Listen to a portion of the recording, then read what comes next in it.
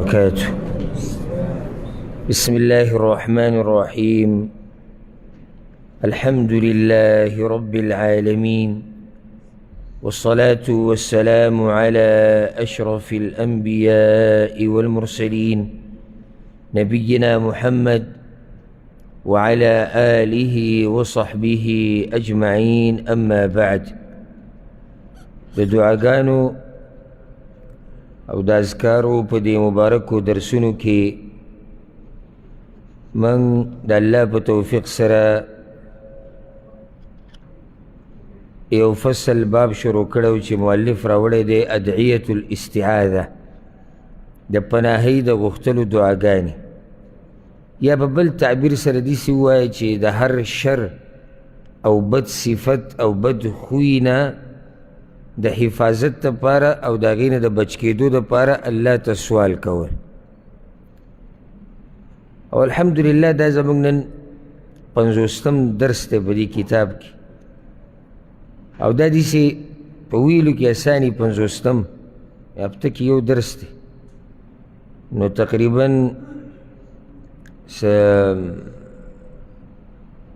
کال نه زیات جوړېږي، ځکه چې هر هفته کې درس هم نه دی شوی، کله به کې داسې هم وشي چې درس ونه شي. نو کال نه زیات موږ په دې کتاب کې خبره کوو لګیا یو، د ژوند دقې شان تېرېږي. سبحان الله، سړی به پوه هم نه شي، داسې ښکاري لکه پرون چې موږ دا کتاب شروع کوو، نن پکې کال نه زیات شوي دي. او بیا دا زموږ دپاره ښکلی درس دی، لکه څنګه چې د کتاب دا پاڼې ګوره دغه طرف ته اوړي، نو 262 مخه موږ داسې واړول، او دا پاتې لږ دي. دغه شان زموږ دا ژوند هم روان دی، او دا پاڼې داسې اوړي زموږ د ژوند د کتاب، دغه هم یو کتاب دی. او دې کې خو لا موږ ته بیا هم پته دی چې دومره پاڼې پاتې دي، او زموږ د ژوند دا کتاب چې دی دې د پاڼو موږ ته پته هم نشته چې څو پاڼې هغه موږ ته پاتې دي، اوړېدلي چې دي هغه موږ ته معلومې دي چې دومره وخت موږ تېر کړو، او پاتې شکي وخت او لږ وخت، ځکه چې هر شی چې شکي هغه لږ نامعلومه دی، یقیني عمر هغه تېر شوی دی. که هغه یو سړی وي چې زما خو عمر اوس 20 کاله 25 کاله، خو دغه یقیني 25 کاله دا تېر کړي، او دغه زیات اوس د راتلونکي هېڅ پته نه لګي.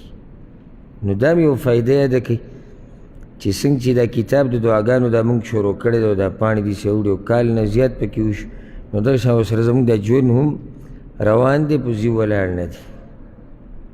او بیا دې ته سوچ وکړئ چې په دې یو کال کې، یعنې کال نه زیات کې، خو موږ به کال وایو ځه، که زه تا نه دا سوال وکړم چې په دې کتاب کې څومره دعاګانې او اذکار ذکر شو، تا ته پکې څو یاد دي؟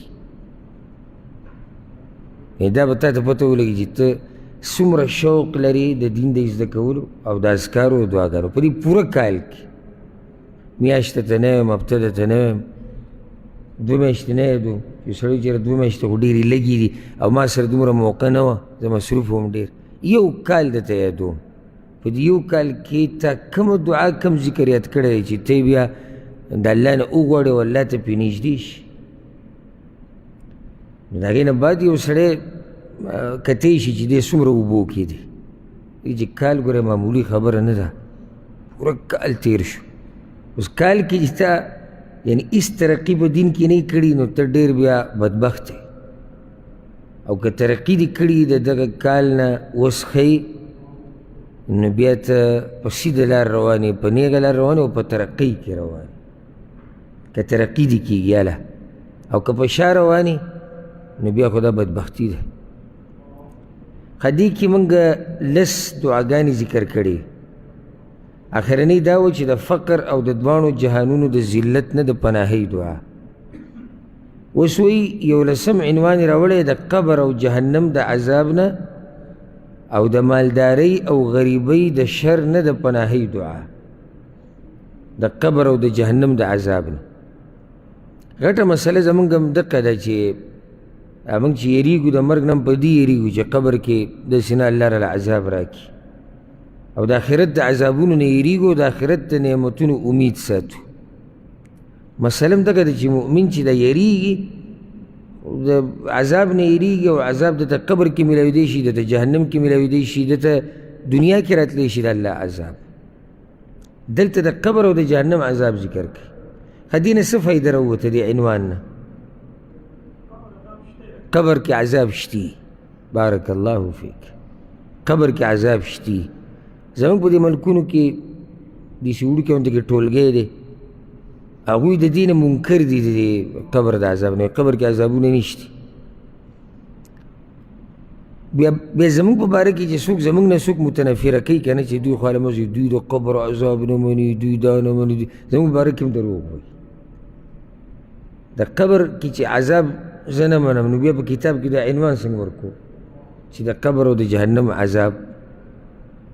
د هرې خبرې تحقیق کوئ. هر اورېدلې خبره صحیح نه وي. ګورئ تا ته یو سړی خبر وکړي چې یاره داسې ده او یاره داسې ده، خلک وایي خو به دې تباه کړي. او دا پښتانه چې اکثر ګډوډ دي، دا د دغه خبرونو د لاسه خلک وایي.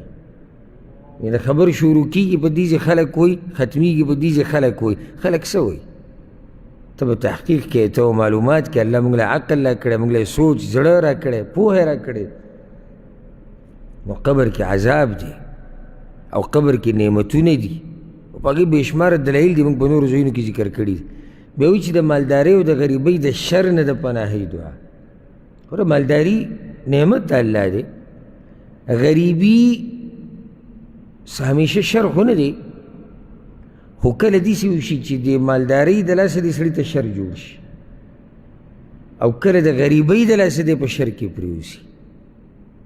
نو ښایسته دعا دی چې یعنې که یا الله معنی ده که یا الله مالداره کوې مې، یا مالداره دې کړم خو د مالدارۍ د شر نه مې وساته، او یا الله که غریب کړی دې یم نو د غریبۍ د شر نه مې وساته. نو روایت عایشه رضی الله عنها دی، او د امام بخاري، امام مسلم، امام نسائی، امام ابن ماجه دې ټول راوړی. وی رسول صلی الله علیه وسلم به دا دعا غوښته: اللهم انی اعوذ بک من فتنة النار وعذاب النار. یا الله زه پناه غواړم په تا سره د اور د فتنې نه او د اور د عذاب نه. وفتنة القبر وعذاب القبر، او د قبر د فتنې نه او د قبر د عذاب نه. قبر کې فتنه هم ده. د قبر فتنه څه شی دی؟ سوال او جواب د منکر او نکیر، دا فتنه ده، امتحان دی. نو پناه ونیوی شوه په الله پورې د دې نه، د جهنم عذاب، د قبر عذاب، د جهنم فتنه، د قبر فتنه، چې الله دې نه مې وساته. اوس که قبر کې فتنه نه وی او په قبر کې عذاب نه وی، نو بیا رسول صلی الله علیه وسلم د څه نه یېرېږي چې الله ته وایي ما ته وساته؟ خیر هم دې خبرې ته کنه داسې ټکی هم نه دی چې لکه موږ یې تاو راته وکړو بله معنه وله وکړو. ښه واضحه دی: وفتنة القبر وعذاب القبر. عذاب عرب خو پیژني، موږ هم زموږ ماشومان هم پیژني چې عذاب څه ته وایي. صحیح شو؟ او قبر ته وایي. نو ښه واضحه دلته رسول صلی الله علیه وسلم د قبر د عذاب تذکره کړې ده.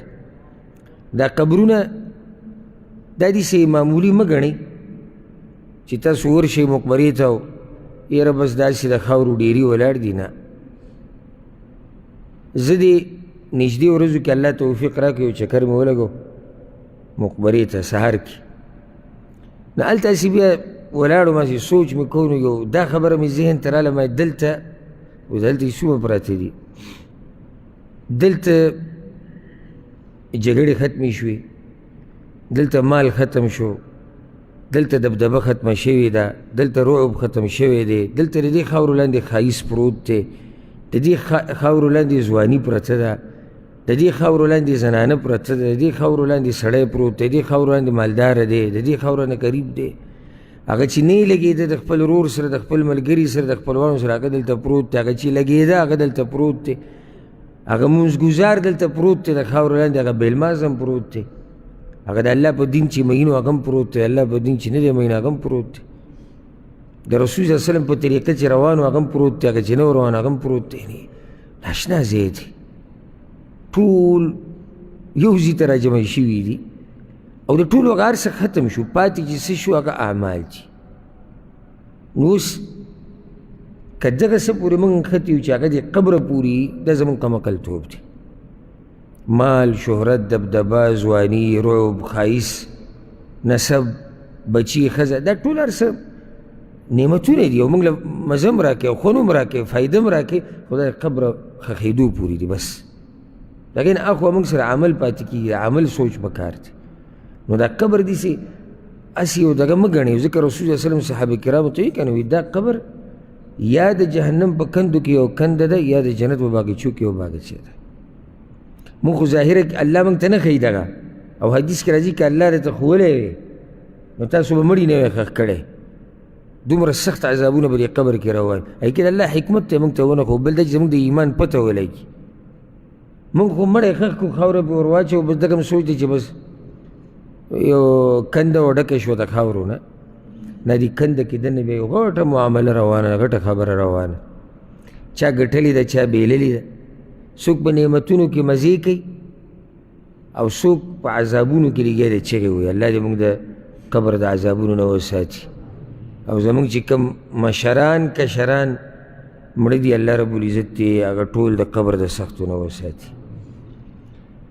بیا وایي چې وشر فتنة الغنى وشر فتنة الفقر، او د شر د مالدارۍ د فتنې نه او د شر د غریبۍ د فتنې نه.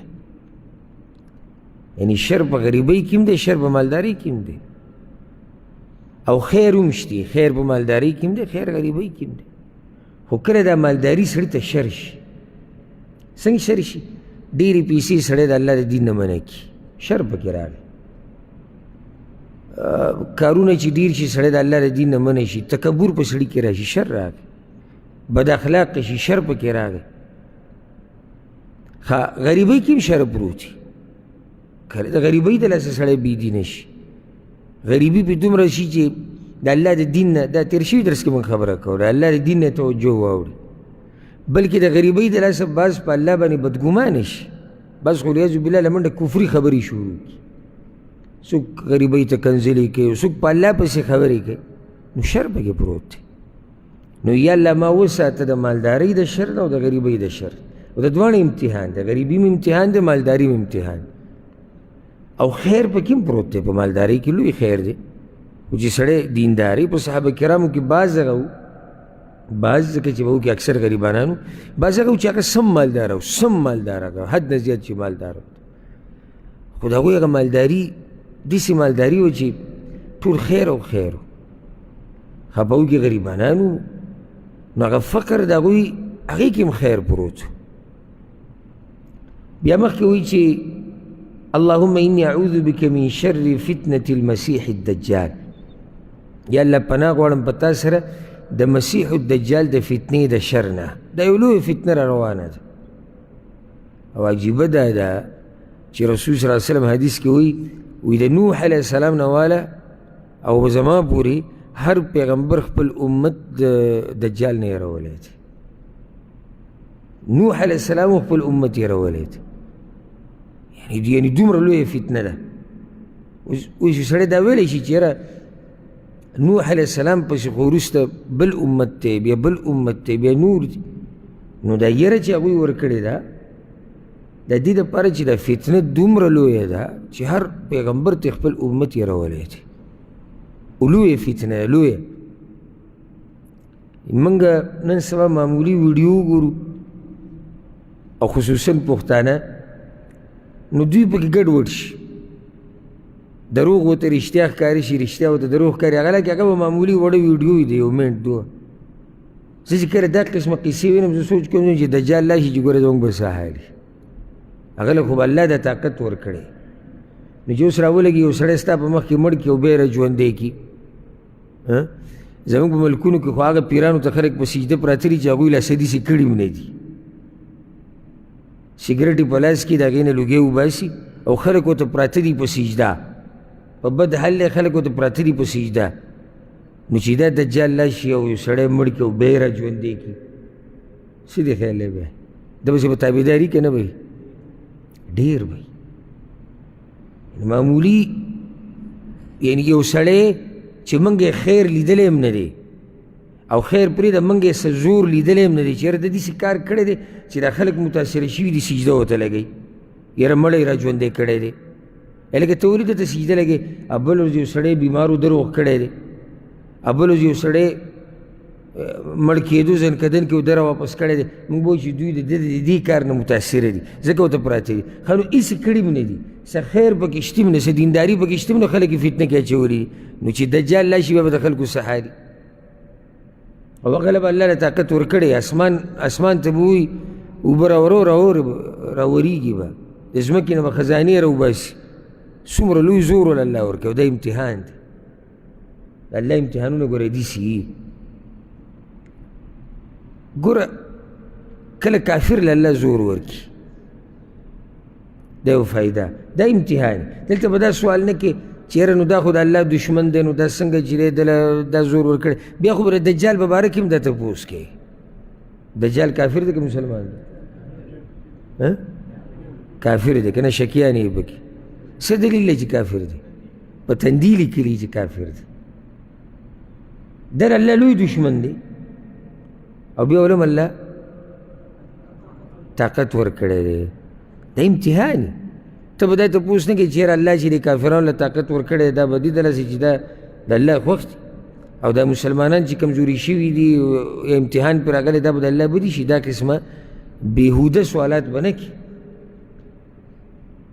دا مناسب سوالونه نه دي. نو دجال یو لوی امتحان را روان دی، لوی امتحان او لوی فتنه په دې امت را روانه ده قیامت ته نږدې.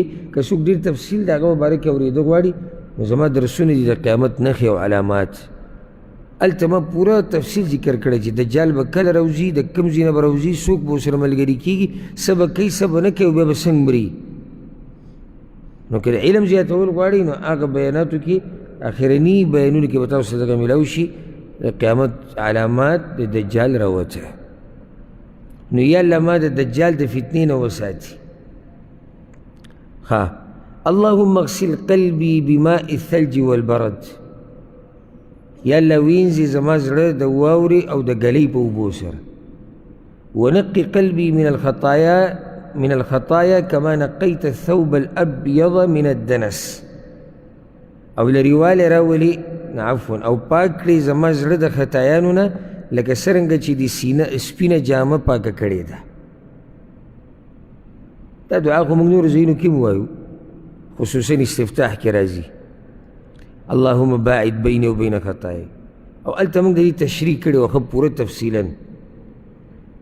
ما دا خبره ذکر کړې وه په دې تاسو ته به یاد یې که نه به چې صفایي په یخو اوبو سره ښه راځي که په ګرمو سره؟ نو دلته واوره یې ذکر کړې ده او ګلۍ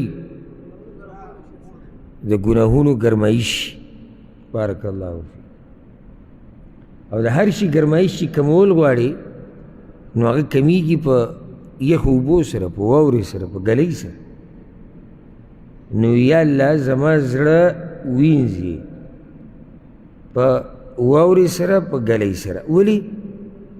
چې د ګناهونو هغه ګرمایش دې ختم شي. دې کې هلته لږ فرق د دې ذکر کې او کوم چې استفتاح کې موږ وایو، یعنې دا ځان له روایت کې راغلی هغه ځان له راغلی. بل دا چې زما زړه د ګناهونو نه داسې پاک کې لکه څنګه چې سپینه کپړه د ګندګۍ نه څه پاکېږي. سپینه کپړه باندې ګندګي ښکاري ډېره زر، نو سپینه کپړه چې صفا شي دا مزم کوي، خونم کوي او پته یې لګي چې صفا شوې ده. نو ځکه دلته سپینه کپړه ذکر کړي، نور تفصیل هلته مخفل ذکر کړی ده. وباعد بیني وبین خطایای کما باعدت بین المشرق والمغرب. او لرېوالی راولي زما او زما د خطایانو په منځ کې لکه څنګه چې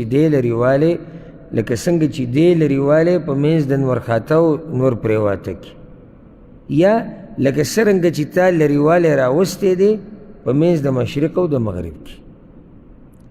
مشرق نورخاته ته وایي او مغرب نور پرېواته ته وایي. دلته ما دا مسله ذکر کړې چې پیغمبر صلی الله علیه وسلم خو الله د ګناهونو نه ساتلی نو هغه ولې دا خبره کوي؟ امت ته ښیي یو جواب. بلو اجر او د مقام او فضیلت ته زیاتولو دپاره وایي. دریم دا د نیکانو خلکو عاجزي ده. یو سړی که ډېر هم دیندار وي که نه، پیغمبر نه علاوه پیغمبر کې به څومره عاجزي یا خو د دیندارو امام دی، عام چې په دې امت کې دیندار یې که نه نو دی که ډېر هم ښه سړی خو دی ځان ته د کمي نسبت کوي او دا وایي چې زما نه ګناهونه کېږي چې کله دې هم سړی ولیدو که نه دا یاده کړه چې کله دې هم څوک ولیدو او خپل صفتونه یې د دیندارۍ ډېر کول او خپل ګناهونه یې نه رایادول او ځان ته د کمي نسبت نه کو پوه شه دا سړی دینداره نه دی او پوه شه چې دا سړی شیطان په لاس کې ده او شیطان ښه دوکه کړی ده ځکه چې ما او تا به څه یو چې موږ د خپلې دیندارۍ تذکره کوو او سړي له حیا ورځي والله سړي له حیا ورځي چې یاره الله به زما دا خبرې اوري او میني او زه لګیا یم چې ما د دې الله دپاره ډېر څه کړي سړي له حیا ورځي دا شه خپلې صفایانې بیانول الله په قرآن کې وایي فلا تزکو انفسکم هو اعلم بمن اتقى الله وایي د خپلو ځانونو صفایانې مه بیانوئ الله ته پته دی چې څوک تقوادار دی نو دا خبرې چې یاره موږ ښه خلک یو او موږ ځان د ګناهونو نه لرې ساتو زه داسې او زه دغه دا خبرې پرېږده دغه بس چې زه د الله کمزوری بنده یم زما نه ګناهونه کېږي او دینداري او نیک اعمال موږ داسې نه کوو څنګه چې په کار ده نو یا الله ته راته معافي کوه ته راته بخښنه کوه اوس دا د الله پیغمبر دی یقیني جنتي بلکې د جنتیانو سردار هغه الله ته وی زما او زما د خطایانو په منځ کې دومره لرېوالی راوله لکه مشرق او مغرب نو دا عجزي دی د پیغمبرانو او د نیکانو خلکو لرېوالی په ګناهونو کې راتلو څه مطلب دی نو دا خو موږ هم وایو لرېوالی راتله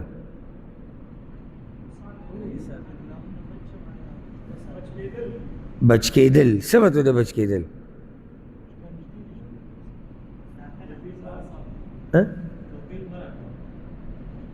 توفیق مه راکوه دا ښایسته جواب کېدی شي یعنی یا الله د ګناهونو طاقت ماله مه راکوه نو دا ګناهونه زما نه داسې لرې کا لکه زه چې په مشرق یم او ګناهونه په مغرب یا زه په مغرب یم ګناهونه په مشرق کې نو لرېوالی مطلب یو دا شو چې یعنی ماله د کولو طاقت مه راکوه د لرېوالي مطلب دا دی چې یعنی یا الله زما ته کرکه پیدا کړه دا بله معنی یا الله زما ته کرکه پیدا کړه چې کرکه دې پیدا شي داسې به دا ګناه تا ته نږدې لکه دا دوه ګوتې چې یو ځای دي خو دننه منځ کې به اصل فرق داسې لکه ته چې په مشرق او هغه په مغرب نو ګوره دا مطلب نه دی چې ګناه به په رښتیا په مشرق او ته به په مغرب لرېوالی په څه سره راځي چې ستا د دې ګناه سره نه لګي لکه اوس ګوره ستا د کور په خوا کې مثال یو ځای دی چې هلته ډمتوب کي خوا کې دی بلکل دومره فرق شته لکه مشرق او مغرب کې چې دی نه خو چې کله ته دیندار او ستا د الله د نافرمانۍ سره نه لګي نو ستا او د دې ځي په منځ کې داسې فاصله ده لکه د مشرق او د مغرب په منځ کې او دیندارۍ سره د سړي محبتي لرې لرې ملګري لرې لرې ځایونه هغه د سړي د زړه ته نږدې نو خبره اصل کې هغه د دې ده چې یا الله ما د ګناهونو لرې وساته یعنې ما له طاقت مه راکوه زما په زړه کې کرکه پیدا کړه او دا د الله رب العزت یو رحم دی په مؤمنانو باندې او سورة الحجرات کې الله دې تذکره کړې ولكن الله حبب إليكم الإيمان وزينه في قلوبكم وكره إليكم الكفر والفسوق والعصيان الله غزات الله وإذا غزات يما چې ایمان می تاسو ته ښایسته کړی ده او ستاسو محبت مو سره پیدا کړی دی او ګناهونه او نافرمانیانې او فسق او فجور می تاسو ته بد ښکاره کړی دا د الله اوچت نعمت دی چې چاته ګناهونه بد ښکاره کړي او دینداري ورته ښایسته ښکاره کړي اللهم إني أعوذ بك من الكسل والمأثم والمغرم یا الله زه پناه غواړم په تا سره د سستۍ نه او د ګناه نه او د تاوان نه د دې وضاحت مخکې شوی دی سستي سړي له څه نقصان ورکوي سستۍ کې څه نقصان شته بارک الله فیک ستاسو نوم دی ثاقب دی جواب دی سستی تعالی صرف دا دین کی نقصان نه درکوي دین او دنیا کې دله نقصان درکوي سستی د لاسه سړی رزق ګټلو کې کمزوری شي، سستۍ د لاسه د کور په مسلو کې کمزوری شي، په واده کې لیټ شي، د بچو په مسلو کې لیټ شي، د سستۍ د لاسه د کاروبار نه پاتې شي، د سستۍ د لاسه د تعلقاتو نه پاتې شي، او بیا پسې دې سیزه د سستۍ د لاسه بدن خراب شي. لکه چې دا بدن چې نه خوځې حرکت نه کې بدن ته هم نقصان رسي، بیا پسې نور هم ډېر یعنې نقصانات دي. ښه د سستۍ د لاسه دین خو تباه کېږي د سستۍ د لاسه مونځ پاتې کېږي، د سستۍ د لاسه درس پاتې کېږي، د سستۍ د لاسه تلاوت پاتې کېږي، د سستۍ د لاسه الله په لار کې مال لګول پاتې کېږي، د سستۍ د لاسه ذکر پاتې کېږي، د سستۍ د لاسه د الله دپاره په ملګرو پسې تګ، خپلوانو پسې تګ هغه پاتې کېږي، او بیا پسې دې سزا. نو په سستۍ کې څه خیر دی؟ هېڅ خیر پکې نشته. علماو په سلفو کې په دې باندې کتابونه لیکلي، ذم الکسل، بدی د سستۍ، په دې عنوان کتابونه دي، او بیا په هغې کې د سستۍ په باره کې خبره کړې چې سستي دي دا ډېر بد شی دی، ډېر بد شی دی. یعنې سړی دین دنیا کې سړی نقصان ورکوي. زه تاسو ته دا په دې نه یم چې صرف د دنیا د دین د نقصان نه ځان وساته، زه درته یم د دین او د دنیا د نقصان نه ځان وساته. او زه یم چې هر چا ته به دا تجربه شوي، ما ته تجربه شوي دی چې سستي انسان له څومره نقصان ورکوي. تاسو ته یو دلیل معلوم دی د حدیثونو چې سستي انسان ته څه نقصان ورکوي؟ بارک الله فیک. ستا علم کې الله اضافه وکړي، او دا ملګری اکثر د هغه سوالونو جواب راکوي چې نور ملګري نشي ورکولی. کعب بن مالک رضی الله عنه سره د هغه دوو ملګرو د بېدینۍ د لاسه خو نه و پاتې شوی دغه ځانه، خو دینداره سړی و، د څه د لاسه پاتې سستی. سبا بل سبا یې کول، په سبا بل سبا کې الله په څومره لوی امتحان کې ور واچول. 50 ورځې د هغو سره د خلکو تعلقات بن خبرې بن، خو پې الله رحم وکړي چې توبه یې وله قبوله کړه، او که الله دې چې پرېښودی وی. یعنې صرف موږ که خو بېدیني ده، موږ خو کوم ځای کې هغه خلک کوم ځای کې موږ هغه دینداره اولیاء الله چې سستی وکړه سبا بل سبا کوم ځای ته ورسي. نو چې ما ورته سستي کوو موږ ته به نقصان نه میلوي. نو دا سبا بل سبا پرېږدئ، دنیا کې هم او په دین کې هم سبا بل سبا مه کوو.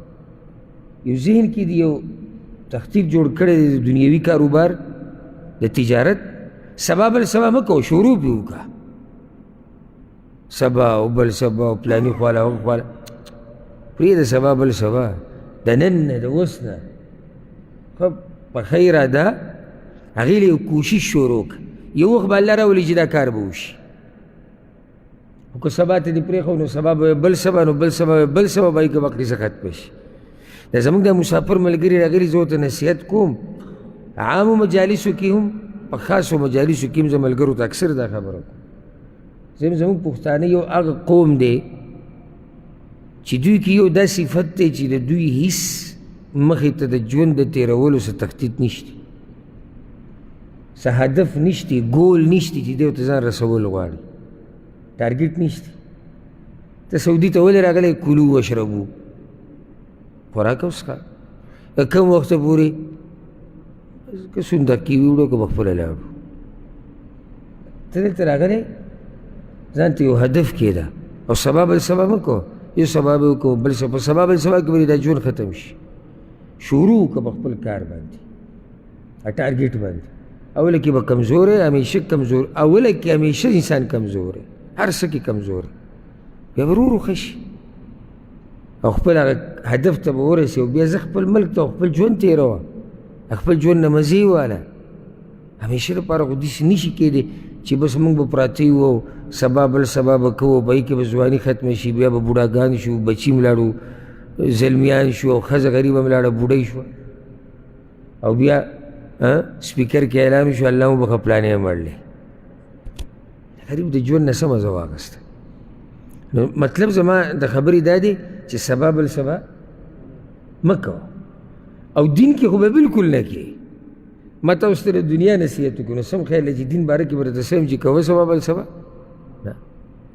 یاره زما وایي زړه کېږي چې علم مې وکړی، خو زه د دې روانې روجې نه بعد به شروع کړو. دا څه خبره شوه؟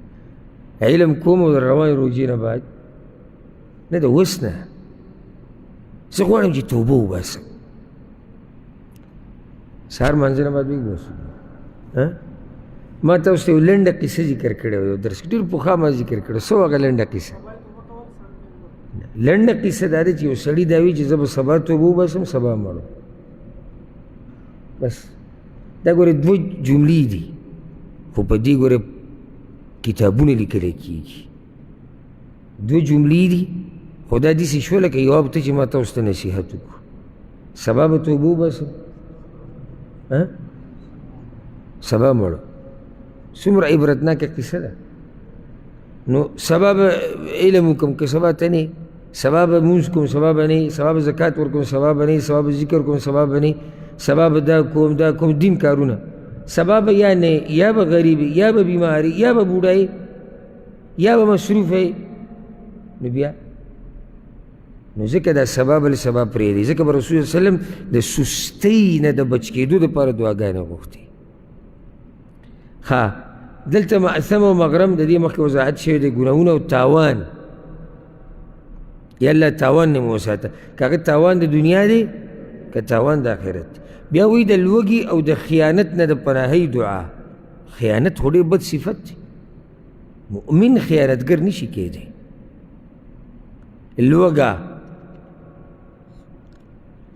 لوږه لوی امتحان دی، که نه معمولي امتحان دی، او لږې محسوسوي کله ناکله. نو د الله د نعمتونو د شکر به د الله د نعمتونو احساس ورته کېږي، نو شکر به ادا کوو. او څنګه موږ محسوسولی شو؟ روجې نیسئ چې دې ماشین له لږه دمه ورکړي، نو تا ته پته ولګي چې کوم ورته نه میلاویږي د هغوی څه حال دی. موږ خو لګیا یو، بعض ویوي موړ نه وي دا جامه مې ستړي شو. دغه سړی بیا لږ څه بعد فریاد کوي، یاره بس غوټې غوټې ژوند دی او سپېره ژوند دی. ته لاړ شه د خلکو حالات وګوره چې کومو خلکو ته اوبه نه میلاویږي، ډوډۍ ورته په هفتو نه میلاویږي، چې د هغوی به څه حال دی. نو حدیث د ابو هریره رضی الله عنه امام ابو داود راوړی دی، امام نسائی هم راوړی دی. رسول صلی الله علیه وسلم به دا دعا وغوښته: اللهم انی اعوذ بک من الجوع فانه بئس الضجیع. یا الله زه پناه غواړم په تا سره د لوږې نه، ځکه چې دا ډېر بد ملګری دی. لوږه ښه ملګری که بد ملګری؟ بد څنګه دی؟ یعنې وځوروي، تکلیف کې شي سړی، او د هغې د لاسه دین کې هم کمزوری کېږي، دنیا کې هم کمزوری کېږي. بیا به یې دا وایي چې واعوذ بک من الخیانه، او پناه نیسم په تا پورې د خیانت نه، هر قسمه خیانت. د الله سره به خیانت نه کې، پیغمبر سره به نه کې. لکه قرآن کې الله څه وایي: یا ایها الذین آمنوا لا تخونوا الله والرسول. الله او د الله د رسول سره به خیانت نه کوئ. دغه شان د دین سره خیانت جملتن به نه کې، مور پلار سره به نه کې، ملګرو سره به نه کې، په مال کې به نه کې، په عهده کې به خیانت نه کې کومه چې الله تعالی درکړې ده، او داسې پسې بیا ځه. نو خیانت یوازې دغې ته نه وایي چې تا سره چا پیسې کېښودې او تا هغه پیسې خوړلې دي، نه. خیانت ډېر صورتونه دي چې خپل ځای کې بیان شوي دي. فانها بئست البطانه، ځکه چې دا د پټو خویونو نه بد خوی دی. خیانت څه دی؟ بد خوی دی په پټو خویونو کې. ولې پټ؟ ظاهره پته یې نه لګي، زړه کې پروت وي که نه. نو دا ډېر بد خوی دی. یا الله ماتې وساته. اوس وایي د شرک نه د پناهۍ دعا. دا خو په ګناهونو کې غټه ګناه ده، او هغه ګناه چې بغیر د توبې نه الله نه معاف کوي، هغه شرک دی. د معقل ابن یسار رضی الله عنه روایت راوړی دی چې امام بخاري په ادب مفرد کې راوړی دی. وایي چې انطلقت مع ابي بکر الصدیق رضی الله عنه الى النبي صلی الله علیه وسلم. زه وایي د ابوبکر صدیق رضی الله عنه سره د رسول صلی الله علیه وسلم خواته لاړم، دواړه لاړو، معقل او ابوبکر.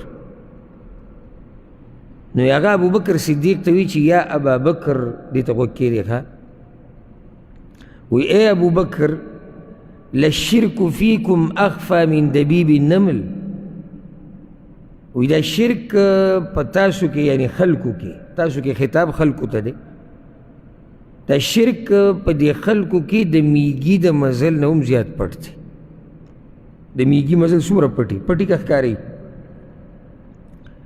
نے دا قدمونو کشاره سو کوری نه لار اکثر سو گوری نه بلکہ کلا کلی دیکھی گی منا دا قشن دا شرک تی او چی منگ چاہتا ہوئی جر شرک ندان ساتا نو سور شین شی ویزتا تسا کافر اخکارم سی زخو مسلمانی هم وور رسول اللہ علیہ وسلم وی شرک پا دی خلقو کے دا میگی دا مزل نم زیاد پڑتی یعنی بچ کے دی تڑے گران دی مگر دا چی اللہ چاہتا توفیق ور کی او ویخی پا عقیدے پا مسئلہ کی لیکن شرک اصغر تو گورا یا ریاکاری تو گورا دا سڑے پسان پوئی چیزا پا شرک اختے او ریاکاری کی اختے دے خواہ بعض جملے دا بعض خلق استعمالی ہوگا شرکیے دی او دیتا خبر نہیں پا اللہ بشی او پتا بشی دا شرکیہ جملہ دا پوری شرکیہ دا اللہ و مخلوق دیو زیکو دا دی حل دا دے پا اللہ بشی او بیا با پتاش بیا دا اللہ نا بات بس تبے کے و اللہ بے کئی دا قسم جملے استعمالی گے نا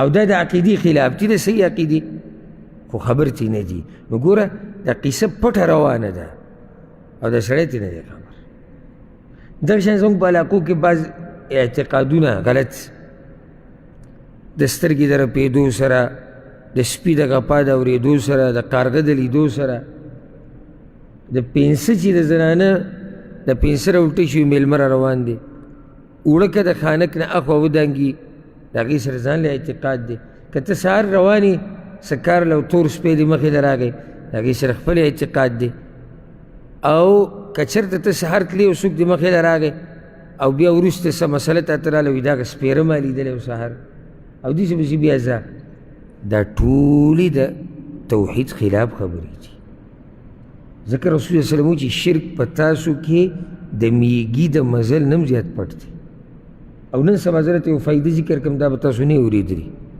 نن سبا پا نوی شکل کے غلط عقیدہ پیش کی چی زمان زوانان تینی دی خبر اکثر پا انٹرنیٹ کی وی جی پا انٹرنیٹ کے ایپ راوتے دے چی تبا پا مستقبل کی سی اکثر دی فیس بک کے او دا بات جاہلہ نینا شروع کی نو فیس بک دے سر سے خبر دی تبا سی خو خپل ایپ تبانی چلی نو چی دے ورننوزی ناغوی ہر چاہتے تا شیلی کلی ذکر چی ما خو بخپل دا صدور پینزو کسان اولی دو او صدور پینزو وانو تیویلو وی تڑی رخص سڑے او زر دی سپا دے او وادا با دی کی کال دو کی او پینزش پک بچی با دی ٹولو تیویلی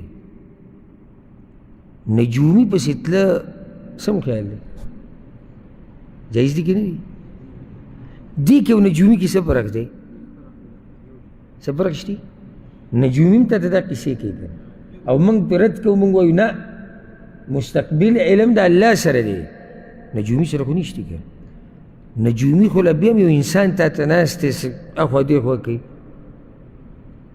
ندا خو دلتا یو مشین لگیا دے یو سافٹ ویر لگیا دے یو ایپ لگیا دے تا تستا مستقبل خواہی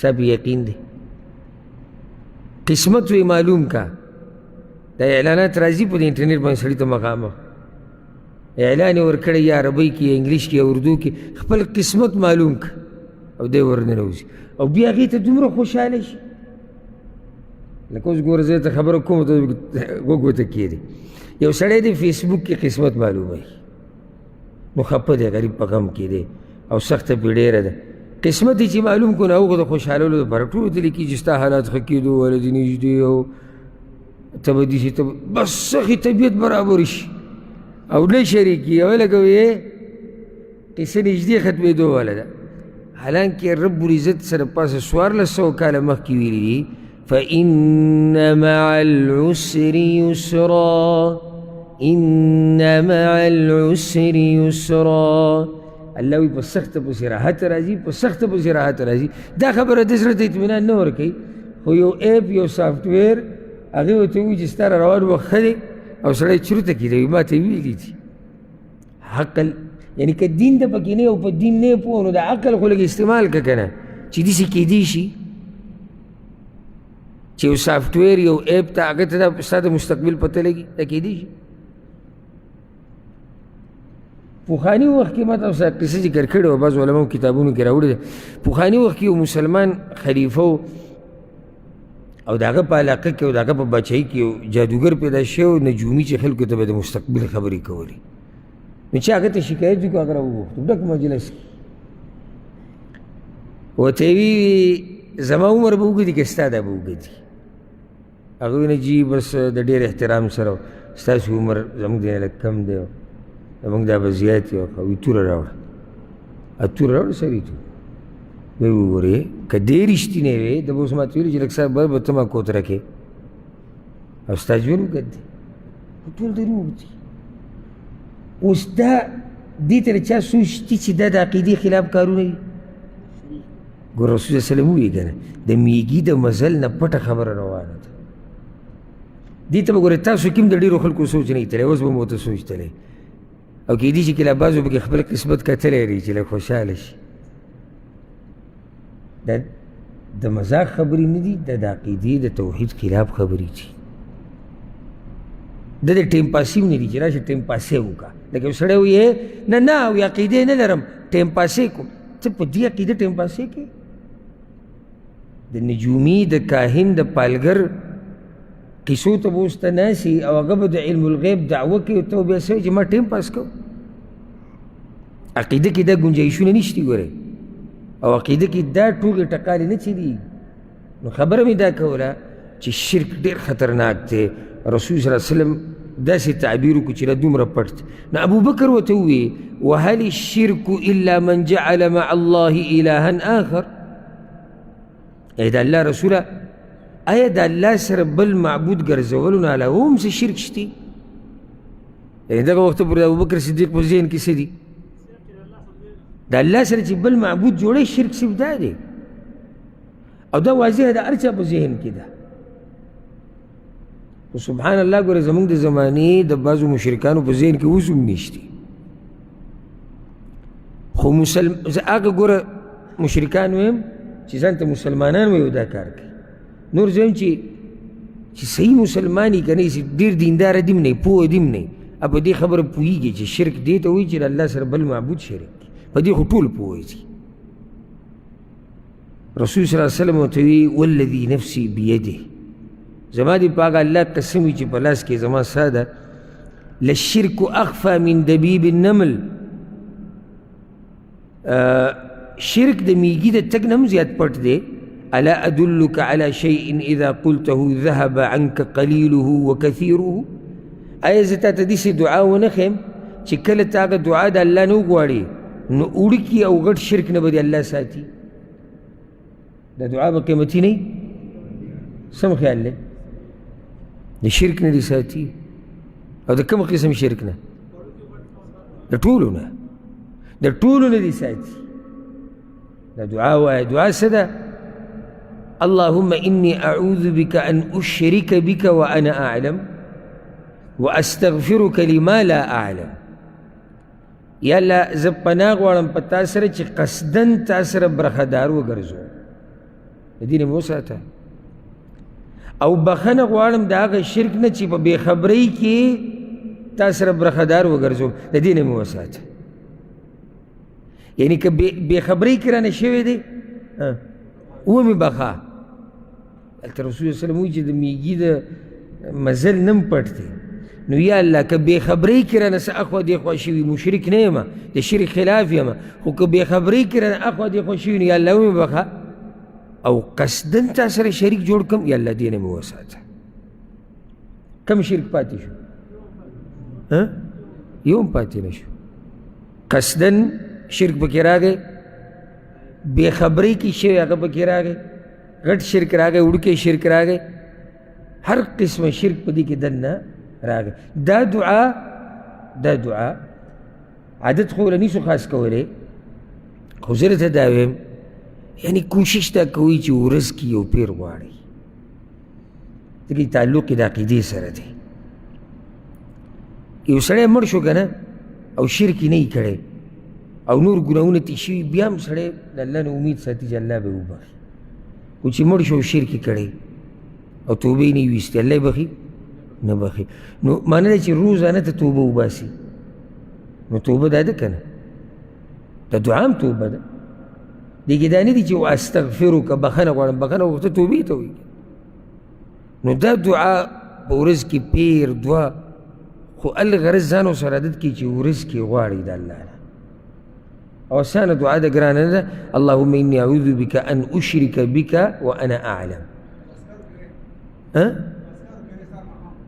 سهار ماښام ووایي څه خبره، خو دا عقیده به ورسره نه ساتي چې سهار ماښام سره تړلی شوې ده. خو داسې به وایي چې یعنې ما ته دا ټیم دی، موقع ده، بیا څه خبره نه ده. واستغفرک لما لا اعلم.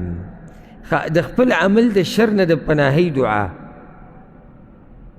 عمل کې شري او د عمل خیر وي او شر وي.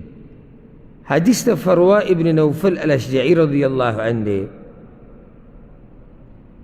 او دا روایت امام مسلم راوړی، امام ابو داود هم راوړی. وی سألت عائشة رضی الله عنها عما كان رسول الله صلی الله علیه وسلم يدعو به الله.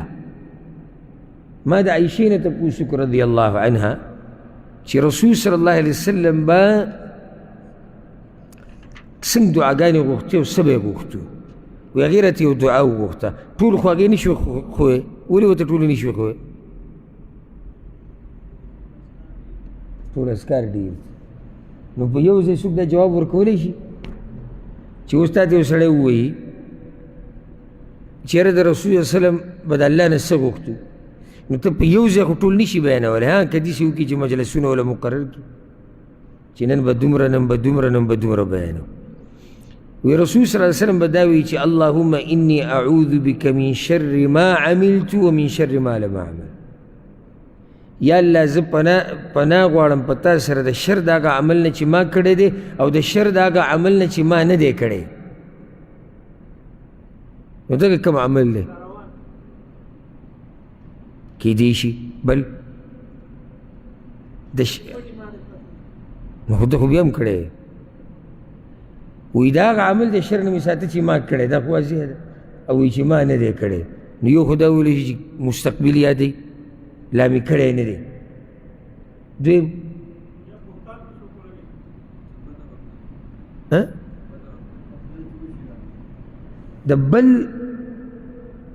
د بل چا د عمل د شر نه هم سړی یېرېږي که نه.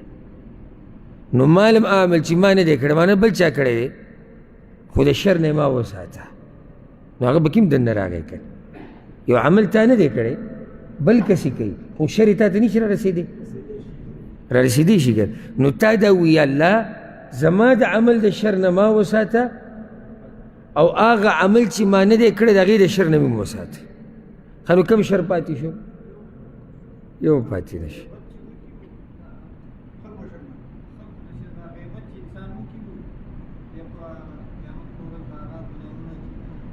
او دغه ټول پکې رالو، دغه شر شو که دغه شر شو. بارک الله فیک.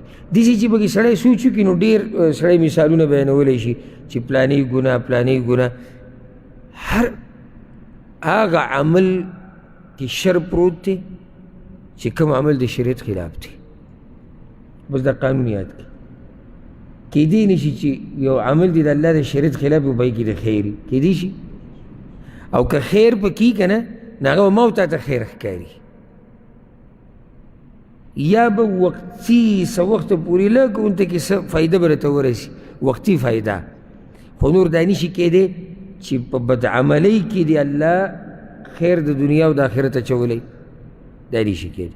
او که چېرته څه فایده پکې وه هغه به وقتي توري یا د بعضو خلکو په نسبت به فایده. اوس وایي چې دوه دعاګانې دې باب کې پاتې دا به ووایو. پنځلسم عنوان د بد ملګري او بد ګاونډي نه د پناهۍ دعا. روایت امام طبرانی راوړی دی په معجم کبیر کې. عقبه بن عامر وایي کان رسول الله صلی الله علیه وسلم یقول، رسول صلی الله علیه وسلم به دا خبره کوله، اللهم إني أعوذ بك من يوم السوء. یا الله زه پناه غواړم په تا سره د بدې ورځې نه. بده ورځ څنګه؟ ګناهونه پکې وشي، په سړي سختې ډېرې راشي، مصیبتونه راشي، عذابونه راشي. یا الله دې نه دغه ورځې نه مې وساته. ومن ساعة السوء او د بدې، ومن ليلة السوء او د بدې شپې نه. شپه کې مصیبتونه راځي، ګناهونه کېږي، شرونه دي. ومن ساعة السوء او د بد وخت نه. دا عنوان به ما دا ټول هر څه پکې لیکلی، خو بیا به عنوان ډېر اوږد شوی. یعنې عنوان داسې پکار و، د بدې ورځې نه، د بدې شپې نه، د بد وخت نه، د بد ملګري نه او د بد ګاونډي نه د بچ کېدو دعا. که نه؟ ښه، او ته الله ته یا الله د بدې ورځې نه مې وساته. ورځ څه ته وایي؟ ورځ نه پېژنئ تاسو؟ وایي ورځ ورځ ته وایي. دا خو ښه دغه شي، خو دا ورځ چې ورځ ته وایي، دغه ورځ څه ته وایي؟ نه، عام صرف ورځ وایي. لږ نږدې شوی ورته. بارک الله فیک، دی جواب دی. سحر راختونه د نور د پرېوتو پورې دې ته ورځ ویلی کېږي. تاسو نور څه شروع کړو؟ ورځ څه ته وایي؟ دې ته وایي که نه؟ شپه څه ته وایي؟ نور پرېوتونه سحر راختو پورې. خطا دا وایي چې یا الله د بدې ورځې نه مې وساته، د بدې شپې نه مې وساته. څه پاتې شو؟ وړې وړې دعاګانې زمونږ دنیا او آخرت پرې ښایسته کېږي، خو مونږ له توجه نه ورکوو. او د بد وخت نه مې وساته. بیا ومن صاحب السوء او د بد ګاونډي نه، د بد ملګري نه. بد ملګری د سړي دنیا هم تباه کوي او آخرت هم تباه کوي. نو ملګري چاڼ کوئ چې کله چا سره ملګرتیا کوو. او دا نن سبا د جعلي ملګرتیا راوتې ده. دا خوشحاله یې سم وایي ما سره په انټرنیټ کې 10,000 ملګري دي. دا هسې هغه عام تعبیر سره ملګري ورته وایي چې لکه هسې تعیني راییني په دغه کې انټرنیټ کې دې ته ملګری وایي او جدا خبره.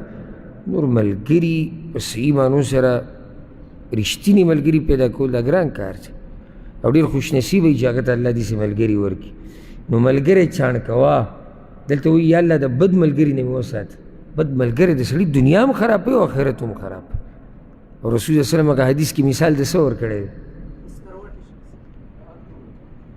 عطر فروش، د عطرو نه، عطر فروش. د ښه ملګري مثال د عطر فروش، د عطر چې خرڅوي، خوشبو. یا به دې خوشبو والي، رسول الله صلی الله علیه وسلم وایي که وا دې نغسته خوشبو خو درځي که نه، څه نه څه خیر به در رسي. د بد ملګري مثال لوهار، نه لوهار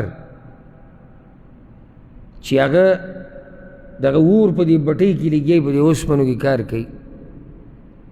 دا بسر کې ورته راورسي نقصان به درکړي، او که دغه نه وي بین به د باندې لګي. نو شر به درته لازم په څه طریقه در رسي. نو د کوشش کوي چې د ښو خلکو سره ناسته پاسته کوو. او دا د پښتنو یو متل دی، او هغه هم د دې دپاره یې کړی دی. وایي د مولا په ګاونډ چې شي مولا به شي، او د ډم په ګاونډ چې شي ډم به شي. د دې تشریح دا ده چې د چا سره ملګرتیا کوي د هغه په مذهب به وي. او دا رسول صلی الله علیه وسلم حدیث کې هم دا خبره کړې. المرء علی دین خلیله، سړی د ملګري په مذهب روان. او یو شاعر ویلي دی عن المرء لا تسل وسل عن قرینه.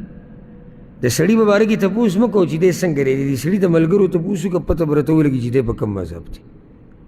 ځکه ته لکه ته راشي زما باره کې تپوس وکړي، زما باره کې تپوس مه کوه، زما د ملګرو تپوس وکړه د ده ملګري څوک دي. نو تا ته سړی ملګري پلانې پلانې، اوس دې ملګرو ته وګورئ دا څنګه خلک دي. د دې نه ته اندازه لګولی شي چې زه څنګه سړی یم. وی او بیا وی چې ومن جار السوء فی دار المقامه، او د بد ګاونډي نه د اوسېدو په ځای کې، د اوسېدو په ځای کې قید ورسره ولې لګولی چې کور یې سره یو ځای چې لري، یا په سفر کې لږ وخت له ملګری شو، زه شر شتي خو لږ وخت له دی، خو چې خوا کې راته وي ده سره به څه کي. اوس چې لا داسې علاقه کې چې په کراینو خلکو کورونه نیولي دي ښارونو کې، هله بیا هم زه سړی وایي لد کوپړي به روان وځو به، خو چې کلي کې دي خوا کې ستا خپله ځمکه او دا خپله ځمکه بیا مزه کوي. بد ګاونډي د سړي ژوند تباه کړي ولا ځکه د زی د لیدو ډېر چانچ پړتال مه کوو چې ځای څنګه دی، زي نه مخکې دا ګاونډي وګورئ دا څنګه دی. زموږ سره کم ټول دی زي وروسته بیا خفه یاره وي ګاونډي د سړي زوی نه دی وایي. ګاونډي ګوره رور په شان ژوند به تېروي تا سره او ته به د هغه سره رور په شان تېروي، هله به ژوند روان. رسول صلی الله علیه وسلم ګوره زنا ته غټه ګناه ویلې ده، خو په زناګانو کې کومه زنا غټه ده؟ د ګاونډي د ښځې سره زنا کول. ولې؟ نږدې د اعتماد د په اعتماد کې دوکه ورکوي. نو ښه ګاونډي چې د خوا کې ور به درته کوي چې منزله راځه، بچی دله په غلطه ولیدو تا ته به ووایي، ښځه یې دله په غلط څه ولیده تا ته به ووایي، که غریب وي د سره مرسته به وکړي، پیسو ته د ضرورتو در به کړي، که بیمار وي تپوس ته به دې درشي. هر کار کې دنیا کاري او آخرت کاري تا سره به مرسته څه نه څه کوي. او بد ملګری تپوس هم پوس نشتی، روزانه جنگ بد ګاونډي عفوا او روزانه جنگ جګړې، تا کچره دی خوا راوویسته او تا ډیران دی خوا کول ته، او په دې خبرو هم ښتي هلته خلک دي دي نه ځان هم داسې ننګاره کړی لکه دا مسلې چې سره راکړي، دا خو هلته چې راوځي د کور نه څه نه څه جاخن ښتي بهر دوه لګي د ګاډی را دی خوا کو، د کوڅه دی خوا کړه، د پکې کاڼه کېښود، هغه پکې غني کېښود، هغه پیپ بل کړی دی، اوبه ځان ته اړولي دي. دا جګړې چې داسې ګاونډي باندې واوړي سړي ژوند لنډ تنګ شي. ها خیانتګر دی، د زنانو د عزت خیال نه ساتي، د ګاونډي د ګاونډي د بچو خیال نه ساتي، بې دینه دی، روزانه ډزه ډوزه سندرې او ټنګ ټکور او ډم توپ. نو دې دلاسه ستا کور هم ګډوډ کېږي. نو ځکه ویې الله ما وساته د څه نه بد ګاونډي نه. اخرنۍ دعا د بېلارۍ نه د پناه غوښتلو دعا، یعنې دې کې هر څه دننه راغلو. بېلاري څه ته وایي؟ بېدینۍ. بل تعبیر او څه شو؟ بېلاري شو. او څه شی شو؟ خو بېلاري شو که نه. بېلاري معنی بېدیني او بل پلانې بېلاره دی څه دی؟ ګمراه دی. بارک الله. بل تعبیر دا شو چې د ګمراهۍ نه د پناه غوښتلو دعا. عبدالله بن عباس روایت ته امام مسلم راوړی دی ان رسول الله صلی الله علیه وسلم کان یقول، رسول صلی الله علیه وسلم به وایي اللهم لک اسلمت، یا الله ما خاص تا ته ځان حواله کړی دی. داسې ذکر مخکې تېر شوی دی، ما هلته وضاحت کړی. وبک آمنت او خاص په تا مې ایمان راوړی دی، وعلیک توکلت او خاص په تا مې اعتماد کړی، تا ته مې ځان سپارلی دی، وإلیک انبت او خاص تا ته په خپلو مشکلاتو کې راګرځم، وبک خاصمت او خاص تا دپاره د بېدینه خلکو سره جګړه کوم. اللهم انی اعوذ بعزتک، یا الله زه پناه غواړم په عزت ستا سره، لا اله الا انت، نشته لایق د بندګۍ مګر ته، ان تضلني د دې نه چې ته ما بېلارې کړې، د دې نه یېرېږي. یعنې یا الله زه پناه نیسم په تا پورې د دې نه چې زه بېلاره شم. انت الحي الذي لا يموت، ته همیشه ژوندی ذات یې چې مرګ در باندې نه راځي.